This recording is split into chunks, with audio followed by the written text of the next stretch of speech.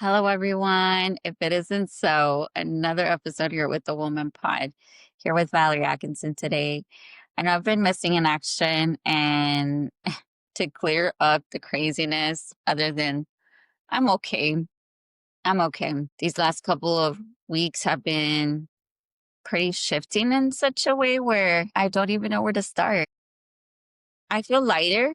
I do feel lighter. There was a lot of pressure that I had, a lot of resentment that I had towards myself, because I kept neglecting my needs as a woman. And when I say neglecting my needs, it's like finally saying no, finally saying yes to me and saying yes to the opportunities and things that are meant for me at this moment in time. As many of you may know, based off my last episode here with Arlen, we were discussing a lot about how we are currently, basically stay at home moms, right? And for her, she kind of expressed a little bit about what she's been doing. Obviously, she's been doing longer than I have. I just started the podcast last year, took a break from the podcast, took a break from social media. I kind of did like an internet detox in that whole rapid point of time. And then I finally came back up and I started posting some more content. And it's a little bit of everything that I talk about here. But what I like about what I'm doing right now currently is just sharing things for not just myself, but for others to see that you're not alone.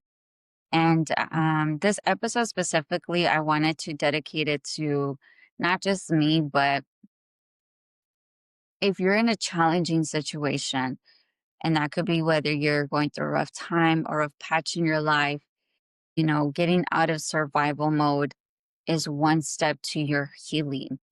I didn't realize when I was by myself. So I want to dedicate this to her.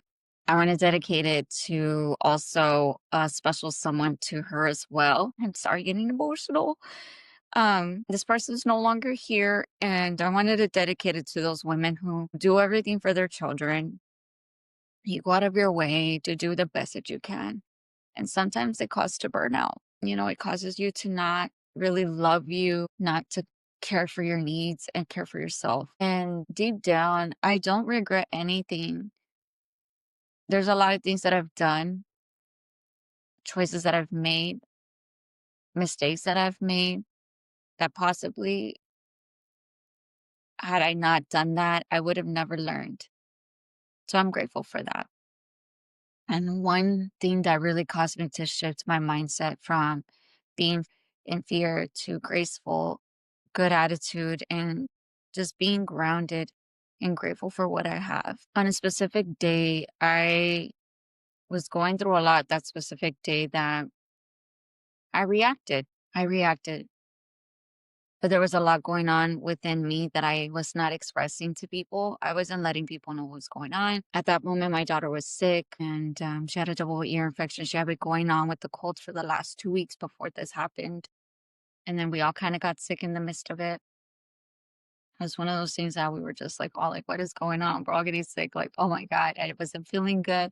I was still trying to work, or at least tried to work. I think there was a couple of times that I called off. However, I was truly just in a cycle of repeat where I could not find time to accept what was going on. And I know a part of me wants to share this with you guys today because I don't want you to hold any resentment towards yourself. And I know that a lot of the things that I've shared on my podcast have been very intimate for me, very emotional for me. It's made me who I am today. And again, I want to apologize if I'm getting emotional today, but I haven't allowed her to cry. I haven't allowed her to express herself in a way where I couldn't do it for me? So I'm doing it for little Val. My little me has been hurt in ways where I didn't allow myself to be.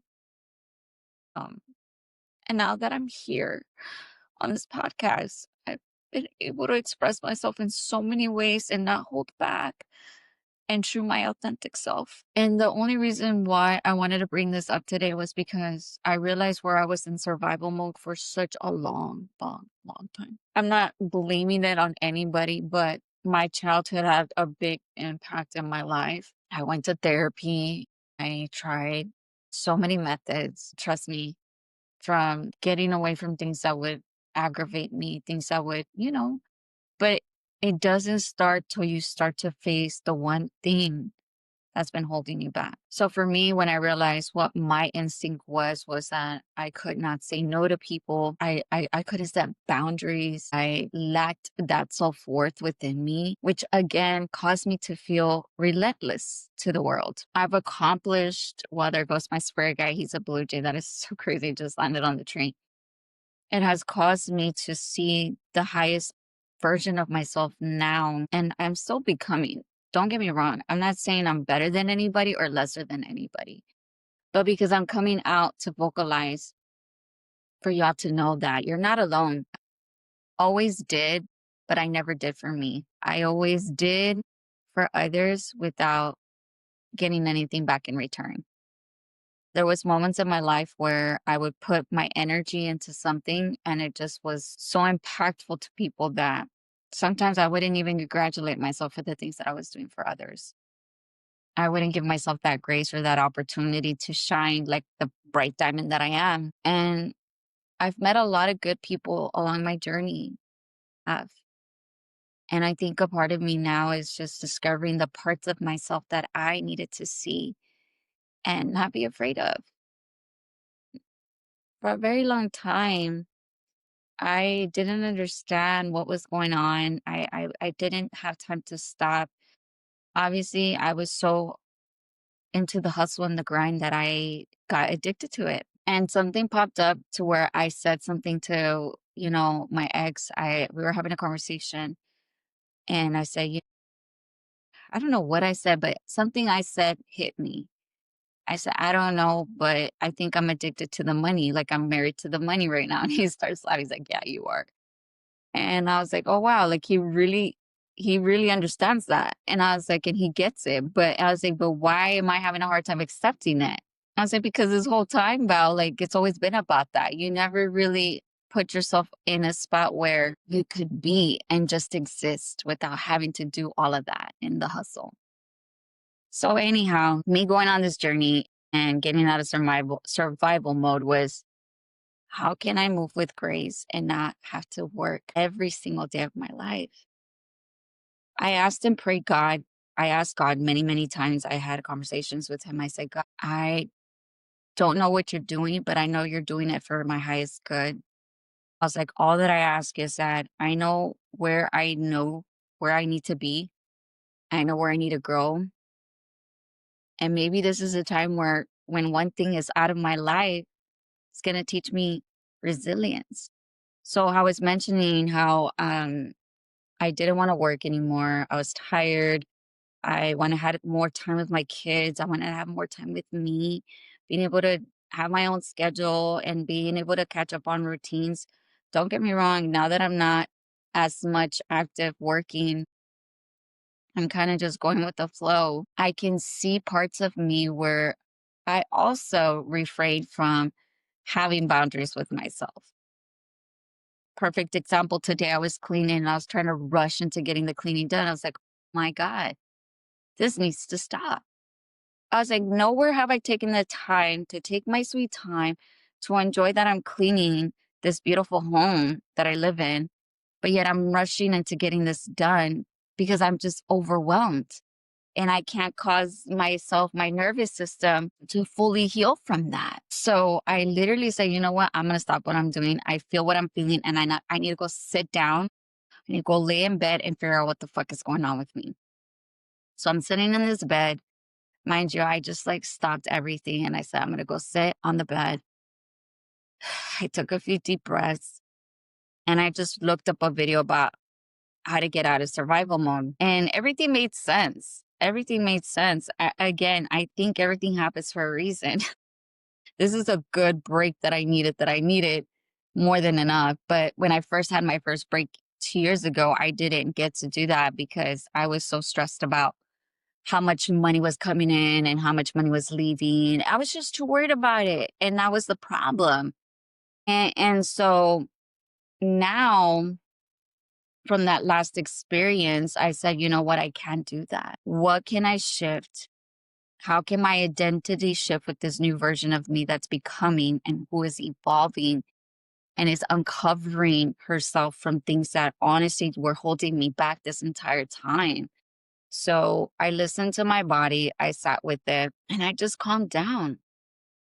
And I told little Val, it's like, hey, it's okay. Like, I know you don't have enough time for everything, but don't be so hard on yourself. Next time, plan a date to do this.